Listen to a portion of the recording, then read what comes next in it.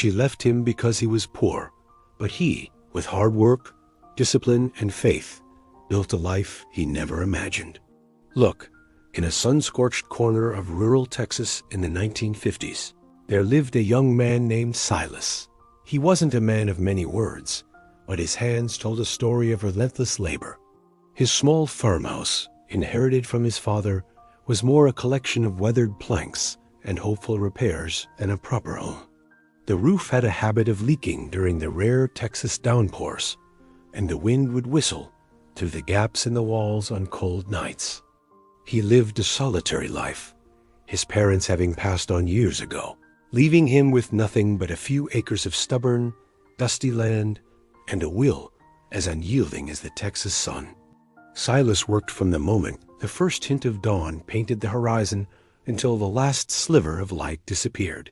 He had a small herd of cattle, bony but resilient, and a field where he wrestled corn and cotton from the unforgiving soil.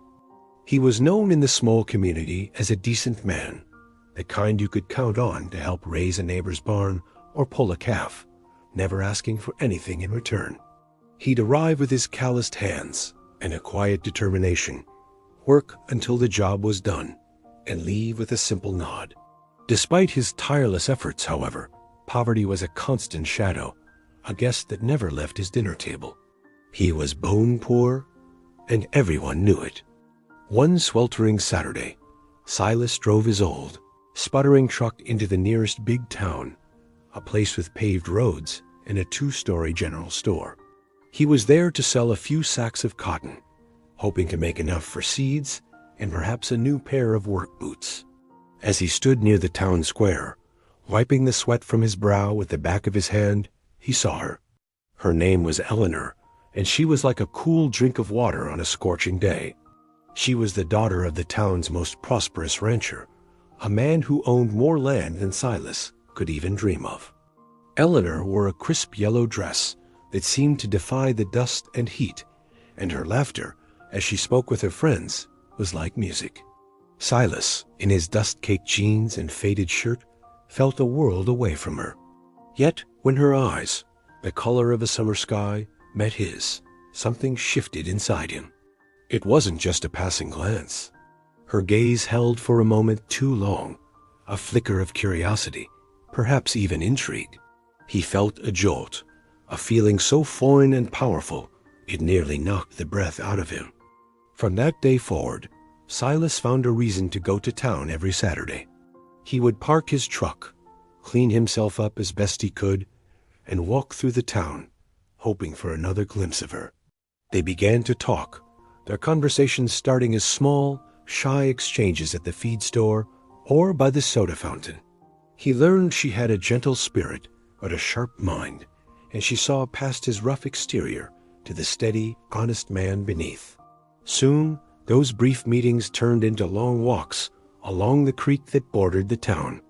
He told her about his dreams for his land, his quiet hopes of one day having a herd that was fat and healthy, a house that didn't leak.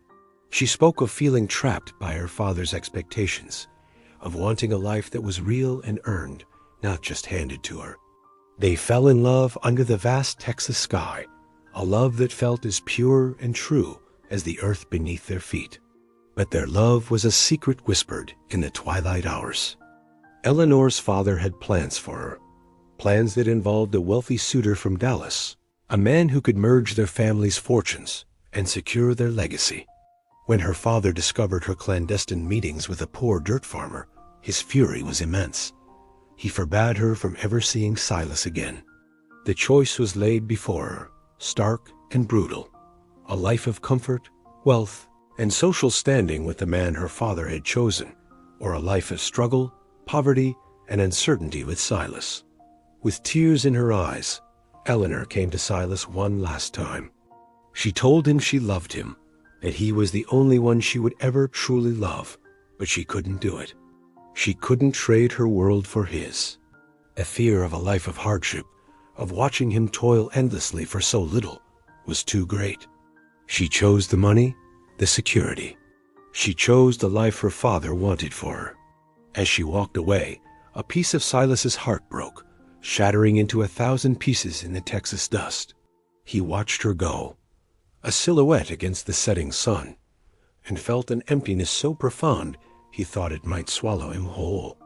The pain of her rejection was a fire in Silas's belly. For days he was lost in a fog of grief. The land lay untended, the cattle unfed. But one morning, as the sun rose, casting a golden glow over his neglected fields, something inside him hardened. He looked at his calloused hands, the same hands Eleanor had once held, and made a vow. He would not let this break him. Instead, he would let it build him. The pain would be his fuel, the memory of her rejection, the stone upon which he would sharpen his resolve. He would not do it for her, not to win her back, but for himself. He would build a life so full and successful that the memory of what he had lost would be but a small, distant echo. His work ethic, already formidable, became legendary. He was the first man in the fields and the last to leave. He poured every ounce of his energy, his sorrow, and his anger into the land. He took risks, planting a new, more resilient strain of cotton when everyone else stuck to the old ways. He read books on agriculture, learning about crop rotation and irrigation, techniques his neighbors scoffed at. He saved every penny, living on next to nothing, and used the money to buy the small, forgotten plot of land next to his. He worked with a fierce, single-minded discipline, driven by a faith not in a distant God, but in the power of his own two hands, and the unwavering belief that hard work would eventually bend the world to his will. Years passed. The small, leaky farmhouse was replaced by a sturdy, handsome home he built himself, board by board. His small, bony herd of cattle grew into a large, thriving ranch. The stubborn fields now produced abundant harvests, and his name, once synonymous with poverty, was now spoken with respect and admiration throughout the county. He became a success, a self-made man who had carved an empire out of dust and heartbreak. He remained a quiet man, but there was a new confidence in his gaze, the quiet assurance of a man who had faced his demons and won. He never married, pouring all his love and attention into the land that had, in its own way, loved him back. One afternoon, a fancy car, a make and model rarely seen in those parts, pulled up the long, dusty road to his ranch. A woman stepped out, dressed in fine clothes that looked out of place against the rustic landscape. It was Eleanor. The years had changed her. There were lines of weariness around her eyes that her expensive clothes couldn't hide. Her husband, the wealthy suitor from Dallas, had lost their fortune in a series of bad investments, and her life of comfort had vanished. She had heard of Silas's success and had come back, perhaps hoping to rekindle what they once had. She stood before him, a man she had left behind, now the master of a world she had been too afraid to choose. She spoke of her regrets, of the hollow life she had lived, of the love she had thrown away. Silas listened patiently, his face unreadable. He looked at her, and for a moment he saw the girl in the yellow dress he had fallen in love with all those years ago. But then he looked around him, at the sturdy home, the rolling green pastures, the fat, healthy cattle.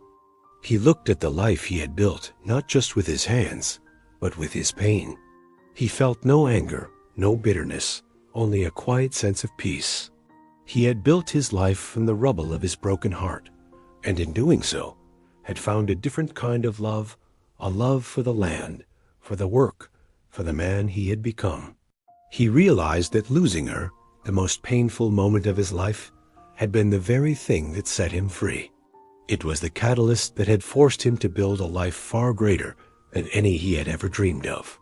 Losing everything had been the first, necessary step to gaining everything that truly mattered. He politely wished her well and turned back to his work, a man complete, a man at peace, a king in his own kingdom of dirt and sky. Thank you so much for watching. If this story resonated with you, please like, share, and subscribe for more content that aims to inspire and empower. See you in the next video. Bye.